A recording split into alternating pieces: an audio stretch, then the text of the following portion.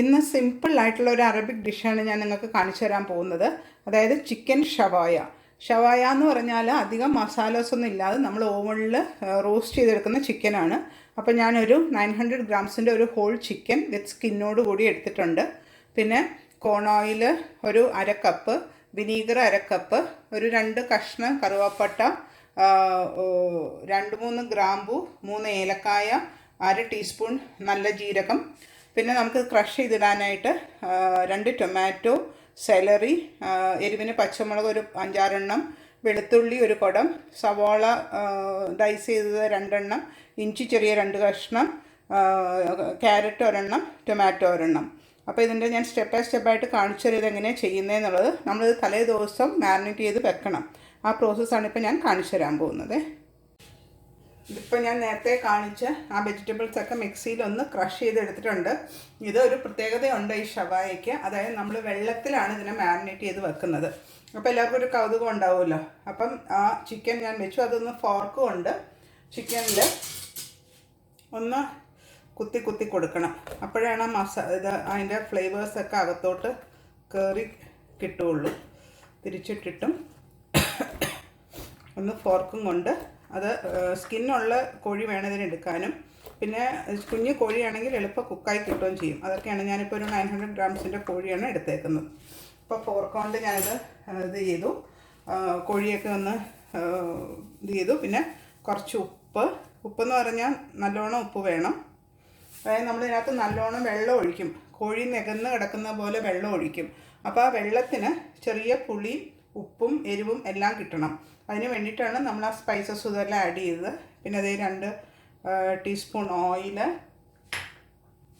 Vinegar നമുക്ക് ഒഴിച്ച് നോക്കാം. അത് കഴിഞ്ഞ് ടേസ്റ്റ് ചെയ്ത് നോക്കിയിട്ട് ആവശ്യമുണ്ടെങ്കിൽ ചേർക്കാം. അതായത് ഈ വെള്ളത്തിന്, ഈ മാരിനേഷൻ ഒഴിക്കുന്ന വെള്ളത്തിന് ചെറിയ ഉപ്പും പുളിയും വേണം.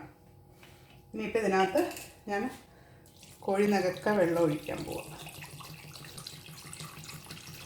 ഇത് വളരെ സിമ്പിളും ഹെൽത്തി ആയിട്ടുള്ള റെസിപ്പിയാണ്. ഇതിനകത്ത് നമ്മൾ വേറെ ഒന്ന് ഇത് ഗ്രില്ല് ചെയ്താണ് എടുക്കുന്നത്. ഉണ്ടോ, ഇപ്പോൾ ഓൾമോസ്റ്റ് ഇതിങ്ങനെ മുങ്ങിക്കിടപ്പുണ്ട്. കുറച്ചും കൂടെ വെള്ളം ഒഴിക്കണം. ഞാനിപ്പോൾ ഇതിൻ്റെ ഉപ്പും പുളിയൊക്കെ ഒന്ന് ചെക്ക് ചെയ്തിട്ട് വേണമെങ്കിൽ അത് നമുക്ക് കുറച്ച് ആഡ് ചെയ്യണം. കുറച്ചെടുത്തൊന്ന് നോക്കാം. കൈകൊണ്ട് മിക്സ് ചെയ്തിട്ട് നമുക്ക് ആ വെള്ളം ഒന്ന് ടേസ്റ്റ് ചെയ്ത് നോക്കണം, കുറച്ച് ഉപ്പൊക്കെ ഉണ്ടോയെന്ന്. അപ്പോൾ കുറച്ചും കൂടെ ഉപ്പും പുളി ആവശ്യമുണ്ട്. അത് കഴിഞ്ഞ് വെള്ളവും ആഡ് ചെയ്തിട്ട് ഇങ്ങനെ നികന്ന് കിടക്കുന്ന വിധത്തിൽ ഞാൻ ഇതിനെ മാരിനേറ്റ് ചെയ്തൊന്ന് വെക്കട്ടെ. അപ്പോൾ ഞാൻ നികക്കെ വെള്ളം ഒഴിച്ചിട്ടുണ്ട്. ഇപ്പോൾ നിങ്ങൾക്ക് കാണാം കോഴി നന്നായിട്ട് മുങ്ങിക്കിടപ്പുണ്ട്. ഈ സോസിന്, ഈ വെള്ളത്തിന് നല്ല ഉപ്പും പുളിയും ആവശ്യത്തിന് വേണം. എന്നാലേ ആ കോഴിയിൽ അതെല്ലാം പിടിക്കുകയുള്ളൂ. ഞാൻ ഇങ്ങനെ തന്നെ ഇത് ഫ്രിഡ്ജിൽ വെക്കാൻ പോവുക. 8 to 12 hours ഫ്രിഡ്ജിൽ വെക്കണം. ഫ്രീസറിലല്ല, നോർമൽ ഫ്രിഡ്ജിൽ വെച്ചിട്ട് നാളെ ഇതിനെ ഗ്രില്ല് ചെയ്തെടുക്കുന്നത് എങ്ങനെയാണെന്ന് കാണിച്ചു തരാം.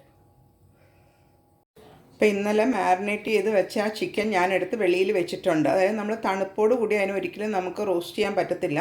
അപ്പോൾ അത് റൂം ടെമ്പറേച്ചർ ആക്കണം. അപ്പോൾ അതിനൊരു 1 hour നമ്മൾ പുറത്തെടുത്ത് വെക്കണം. എന്നിട്ട് ഗ്രില്ല് ചെയ്യുന്നത് എങ്ങനെയാണെന്ന് ഞാൻ കാണിച്ചു തരാം.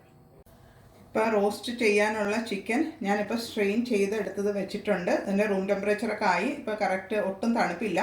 ഞാൻ ഇവിടെ ഓവൻ 200 ഡിഗ്രിയിൽ ചൂടാക്കിയിട്ടുണ്ട്. ഇതിനകത്തോട്ട് ആ ചിക്കൻ ഒന്ന് റോസ്റ്റ് ചെയ്യാനായിട്ട് വെക്കാൻ പോകും.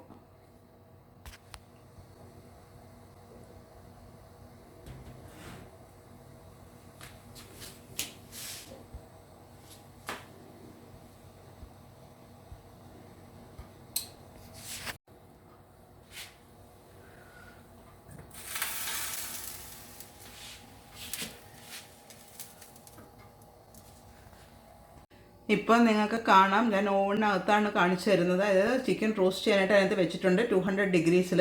അതിൻ്റെ താഴെ ഞാൻ കുറച്ച് റൈസ് കുക്ക് ചെയ്യാനായിട്ട് വെച്ചിട്ടുണ്ട്. അപ്പോൾ ആ ചിക്കൻ്റെ ഡ്രോപ്സ് ഇങ്ങനെ താഴോട്ട് ജ്യൂസ് വീഴുന്നത് റൈസിലോട്ട് വീണ റൈസ് കുക്കായിക്കോളും.